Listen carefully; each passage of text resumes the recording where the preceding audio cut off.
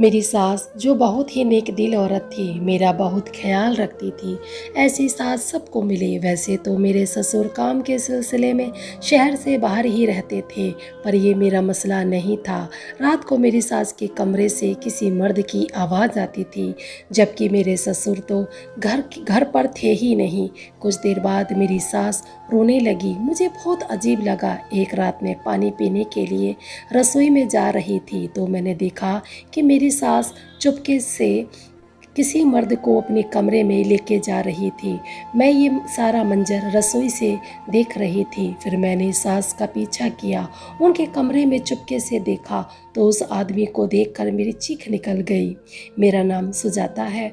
मैं फरीदाबाद में रहती हूँ और 5 महीने पहले ही मेरी शादी हुई थी। मेरी ससुराल में मेरे पति और उनकी माँ थे। मेरे ससुर काम के सिलसिले में ज़्यादातर शहर से बाहर ही रहते थे। वो शादी में भी नहीं आए थे। ये बात मुझे और मेरे मायके वालों को बहुत अजीब लगी थी। कोई भी पिता हो, जब बेटी की शादी होती है तो हर हाल में अपने बेटे और बहू को आशीर्वाद देने आते हैं, पर मेरे पति इकलौते बेटे थे। फिर भी मेरे ससुर नहीं आए। फिर मैंने ज़्यादा ध्यान नहीं दिया इस बात पर। मैंने सोचा ये उनका अपना मसला था। शादी की रात को मेरे पति ने कहा, माँ का ख्याल रखना, उन्होंने बहुत दुख झेले हैं। उनसे ये कभी मत पूछना वो क्या कर रही हैं और क्यों कर रही हैं, क्योंकि मेरी माँ जो करती है वो बहुत सोच समझ कर करती है। पर थोड़ा अजीब लगा मेरे पति इस टाइम ये सब बातें क्यों बोल रहे थे, क्योंकि सुहाग रात पर कौन ये सब बातें करता है। मैंने उनसे कुछ नहीं कहा। फिर हम एक दूसरे के करीब आ गए। सारे फासले ख़त्म हो गए। सब कुछ बहुत अच्छा चल रहा था। मेरी सास मेरा ख्याल एक माँ की तरह रखती थी। मुझे कभी भी माँ की कमी महसूस नहीं होती थी। हम तीनों बहुत खुश थे। एक दिन बहुत ही अजीब हुआ। एक साधु महात्मा हमारे घर आए। मैंने सोचा उनसे आशीर्वाद ले लूं। मैं उनके पास गई। उन्होंने मुझे जीती रहो बहू कहकर आशीर्वाद दिया। मैं ये सुनकर चौंक गई, क्योंकि कोई भी साधु महात्मा आशीर्वाद देते हैं तो कहते हैं जीती रहो बेटी, पर ये मुझे बहू क्यों बोल रहे थे। फिर मेरी सास तवाक से बोली, बहू गलत मत समझो, क्योंकि ये साधु जी राकेश के जन्म से ही आ रहे हैं और ये राकेश को अपने बेटे जैसा ही मानते हैं, इसलिए तुम्हें बहू बोल दिया। पर मेरी सास जिस ढंग से बता रही थी, उनकी बातों से लग रहा था जैसे वो कोई बात छिपा रही थी। पर मुझे थोड़ा सा शक तो हुआ था, पर मैंने इस बात को अनदेखा कर दिया। मैं अपने काम में लग गई। जब ये बात अपने पति को बताई कि जब मैंने महात्मा जी के पैर छुए तो वो बोले जीती रहो बहू। ये बात मुझे थोड़ी अजीब लगी। मैं आगे कुछ कह पाती, मेरे पति ने मुझे ही खड़ी खोटी सुना दी। मैं दंग रह गई। मैंने कहा, ऐसा क्या गलत बोल दिया था जो आपने मुझे इतना सुना दिया। राकेश फिर से मुझ पर गरज पड़े और बोले, तुम अपने काम से काम रखो, अपनी आंखें और कान थोड़ा कम चलाओ, समझी। तुम औरतों की यही फितरत है, यहाँ की वहाँ लगाने की। मुझे अपने शौहर की ये बेरुखी बहुत ही अजीब लग रही थी। फिर मैं अपने काम में लग गई, पर ये सारी बातें मेरे ख्याल से नहीं जा रही थी। आज मेरी सास बहुत परेशान थी। मैंने पूछा, माँ जी क्या बात है जो आप इतनी परेशान हो। वो बोली, मैं परेशान नहीं, तो तुम्हें कोई गलत फहमी हो रही है। और वो अपने कमरे में चली गई और कमरे में जाकर बेचैन सी होकर इधर से उधर टहल रही थी। अब मुझे यकीन हो गया था कि कुछ तो बात है जो ये इतनी परेशान है। आज रात बहुत ही अजीब बात हुई। रात के 10 बज रहे थे। मेरे पति के सर में दर्द हो रहा था। वो बोले, सुजाता 1 कप कॉफ़ी बना कर ले आओ। मैं रसोई में कॉफ़ी बनाने चली गई। हमारी रसोई ऐसी जगह बनी हुई थी, अगर मेन गेट से कोई भी आता या जाता था सब पता चल जाता था।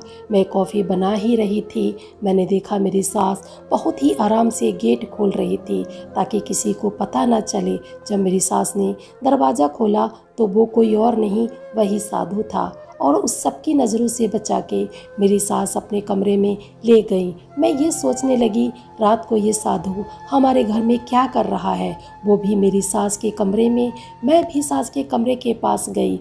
वो दोनों कुछ बात कर रहे थे, पर मेरी समझ कुछ नहीं आ रहा था वो क्या बात कर रहे थे। मैंने सोचा अपने पति को बता दूं, उन्हें भी पता चले उनकी माँ इस उम्र में क्या गुल खिला रही थी। मैं तुरंत राकेश के पास गई। उन्होंने मेरी एक ना सुनी, कॉफ़ी पीकर और मुझे 4 बातें सुनाकर सो गए। मुझसे भी कहा सो जाओ चुपचाप। उनकी बात से तो मुझे ऐसा लगा जैसे उन्हें सब पता हो, बस मेरे सामने अनजान बनने का नाटक कर रहे हों। क्योंकि किसी भी बेटे को जब अपनी माँ के बारे में जब ऐसी बात सुनने को मिलती है तो वो भड़क जाता है। पर यहाँ सब उल्टा था। जब राकेश ऑफिस चले गए तो मैंने सास से पूछा, कल रात महात्मा जी को आप अपने कमरे में क्यों लिए गई थी। पहले तो वो चौंक गई, फिर चेहरे का पसीना पोंछते हुए बोली, कल रात तो मैं जल्दी सो गई थी। तुम ये क्या बोल रही हो। शायद तुम्हें कोई गलतफहमी हो गई है। और घबराते हुए वहाँ से चली गई। उनके इस रवैये से अब मेरा शक यकीन में बदल गया। फिर मैंने अपनी सास पर नज़र रखना शुरू कर दिया। मैं ये भी जानती थी कि सास पर नज़र रखना गलत है, पर यह सोचते हुए कि हो सकता है वो इंसान कभी मेरी सास के साथ कुछ गलत कर रहा हो और वो हमें बता नहीं पा रही हो। अब सच पर से पर्दा उठाना बहुत ज़रूरी था। मेरी सास बहुत ही हसीन थी, उसकी उम्र भी ज़्यादा नहीं थी। मैं बहू होकर भी रंग रूप में उनके सामने कुछ भी नहीं थी। मैंने सोचा ससुर जी यहाँ नहीं रहते, हो सकता है अपना अकेलापन दूर करने के लिए इस साधु से प्यार कर बैठी हो। जब औरत को अपने पति का प्यार नहीं मिलता है तो वो ऐसा कदम उठा लेती है। कहीं मेरी सास को भी इस इश्क का बुखार तो नहीं चढ़ गया। आज फिर मैंने अपनी सास को उस आदमी को कमरे में ले जाते देखा।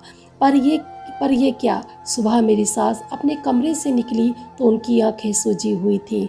मैंने बहुत हिम्मत करके अपनी सास से पूछा, कल रात फिर आप उस इंसान को अपने कमरे में लेकर गई थी और आज आपकी आंखें सूजी हुई हैं क्यों, कुछ हुआ है क्या। मेरी सास ने मेरी बात को फिर झुठला दिया। मैं चौंक गई, कोई इंसान ऐसे कैसे झूठ बोल सकता था। मेरी सास बोली, लगता है बहू तुम फिल्में बहुत देखती हो इसलिए ऐसा बोल रही हो। हो सके तो अपने दिमाग का इलाज कराओ, ठीक है। ऐसा कुछ नहीं है समझी। और मेरे लिए चाय बना दो और कुछ नाश्ता भी बना देना और मेरे कमरे में ले आना।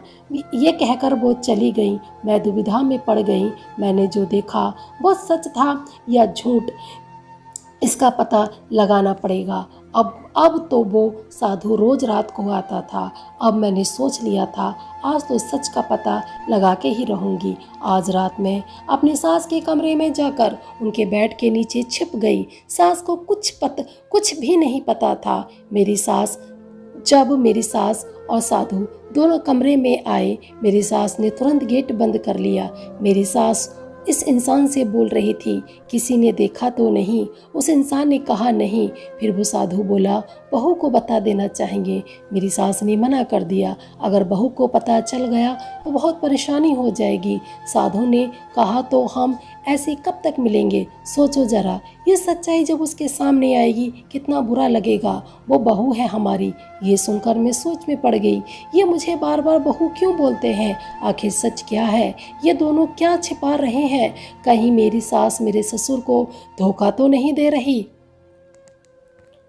नहीं, ये नहीं हो सकता। मेरी सास तो अपने पति को बहुत प्यार करती थी। इस साधु से इसका क्या रिश्ता है। ये सब सोच ही रही थी, तब तक उस साधु ने अपनी दाढ़ी मूछ निकाल दी। इसका मतलब ये कोई साधु नहीं है, तो ये कौन है। जब मैंने अपनी आंखें उस इंसान की ओर की तो मेरे ऊपर जैसे आसमान टूट पड़ा हो और मैंने शोर मचा दिया। फिर मेरे पति राकेश भी आ गए और बोले, क्या हुआ, क्यों चीख रही हो। जब उन्होंने भी उस इंसान को देखा तो वो चौंके नहीं। अगर वो इस इंसान से पहली बार मिल रहे होते तो चौंक जाते, जैसे मैं चौंक गई। मैंने कहा, इसका मतलब आप सबको सब पता था, बस मुझे अंधेरे में रखा। पर क्यों? जब मैं सच से रूबरू हुई तो बहुत तेज झटका लगा। मेरे ससुर किसी बैंक में काम करते थे, वहाँ चोरी हो गई थी। पर वो चोरी जानबूझकर कराई गई थी, क्योंकि बैंक घाटे में आ गई थी। और जब इसका सच पापा को पता चला तो पापा ने इसका विरोध किया, तो उन्होंने उस चोरी का आरोप पापा पर लगा दिया था। इसलिए हमने सबसे झूठ बोला था कि पापा शहर से बाहर हैं। पापा साधु का भेष रख कर रोज़ मम्मी से मिलने आते थे, इसलिए पापा तुम्हें बहू बोल देते थे। सच जानकर मैंने अपनी सास और ससुर से माफ़ी मांगी। वो बोले, माफ़ी क्यों मांग रही हो बेटा? मैं बोली, मुझे कुछ पता नहीं था और मैं पता नहीं क्या क्या सोचने लगी थी। फिर हमने सबूत इकट्ठे करने शुरू कर दिए। फिर वो कोर्ट में पेश किए और पापा जी पर लगा दाग भी हट गया और वो अब हमारे साथ रहते हैं। दोस्तों, आज की स्टोरी कैसी लगी बताना ज़रूर। अपना कीमती समय देने के लिए धन्यवाद। अगर आप मेरे चैनल पर पहली बार विजिट कर रहे हैं तो अपने चैनल को सब्सक्राइब करें। अगर आपने चैनल को पहले से ही सब्सक्राइब कर रखा है तो दिल से थैंक यू। तो बस जैसे आपने मेरी और स्टोरियों को प्यार दिया है, वैसे इसको भी प्यार देना। तो मिलते हैं नेक्स्ट स्टोरी में। तब तक के लिए tata bye bye, take care.